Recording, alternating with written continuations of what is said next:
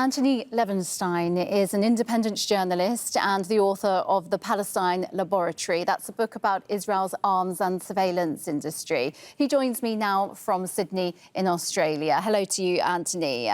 We're hearing there then just now from Donald Trump, the US president, saying that this will be up to Benjamin Netanyahu whether he continues with the ceasefire deal. What do you think will happen?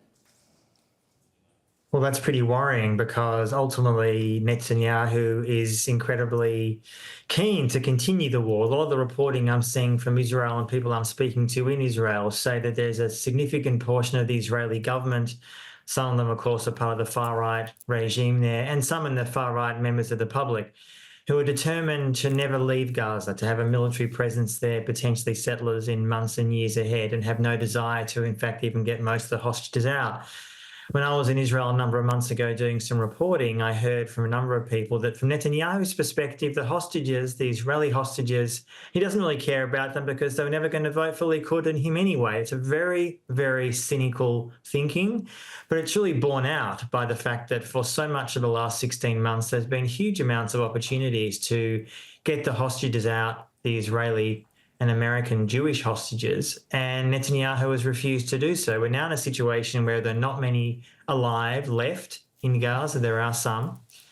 And what worries me is that when Trump says it's up to Israel, well, the Israeli government and Netanyahu, the government will fall, probably, if there is not a resumption of the war.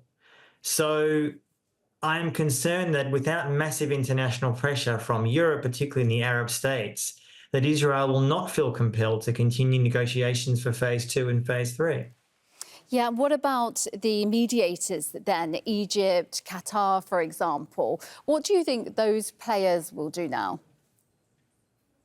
I mean, Egypt and Jordan, I know Jordan's not a major player of negotiation, but Egypt and Jordan, of course, were suggested as nations that should take in huge amounts of Palestinian refugees from Gaza. And both those nations, I would argue, are incredibly vulnerable because America arms and funds them every year. And they are essentially US client states, and they need massive amounts of US backing. Qatar's in a slightly different position. They've been very clear for a long time that there needs to be a negotiated settlement and no removal of Palestinians from Gaza, which of course is the correct view. You know, what worries me here is that the bigger picture, and Trump, of course, in the last 24 hours has put out this absolutely insane colonial fantasy AI video. If people haven't seen it, they should look at it because it's really just epitomizes what the American and Israeli vision here is, which in fact Israel itself put out about 6 months ago, also an AI video, imagining a sort of incredible, beautiful Gaza landscape, of course, removed of any Palestinians who have suffered from their war.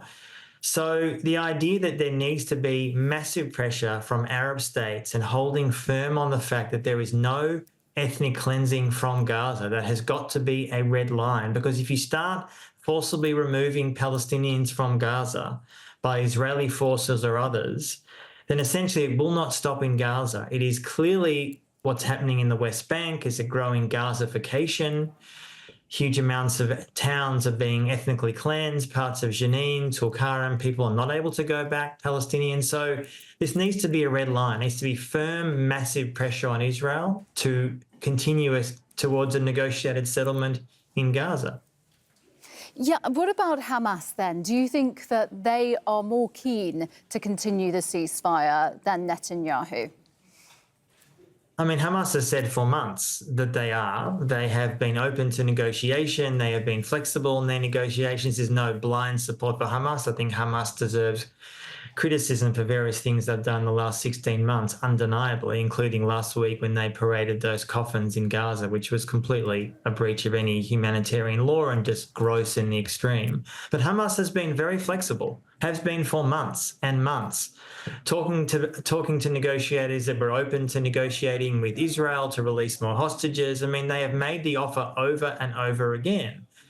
Now, ultimately, I think Hamas also is aware that what Israel and Trump seemingly wants is to remove all of them from Gaza, their ethnic cleansing plan. And understandably, they're pretty concerned about that, as they should be, as all Palestinians, including friends of mine in Gaza, are saying to me that if this is the ultimate goal, this is the end goal of phase 3. Phase 3 is supposedly the last phase of this negotiation in the coming months. What exactly is supposed to happen to Palestinians? Is there going to be rebuilding? Is there going to be an attempt to forcibly remove us out? I mean, Hamas' negotiation position needs to be that we're open to releasing the remaining hostages alive and dead, but that also needs to come with guarantees, security guarantees, that there will not be forced ethnic cleansing from Gaza. And just finally on this point, one of the things that's so clear, seeing the Israeli response and the Israeli government's response in the last weeks and months, is that Israel feels humiliated here. October 7 was a profound humiliation. The fact that Hamas is still standing in Gaza, there are fighters existing that control vast parts of Gaza. Israel is humiliated that that is the reality after 16 months of genocide. And just after we saw the US after 9/11 completely unleash hell on much of the Arab Muslim world, including Iraq and Afghanistan, I fear that Israel, to try to save face, so to speak, they were desperate to continue any kind of reckless war in Gaza or beyond. That needs to be stopped in the strongest possible way. OK, Antony Loewenstein, thank you very much indeed for your analysis. Thank you.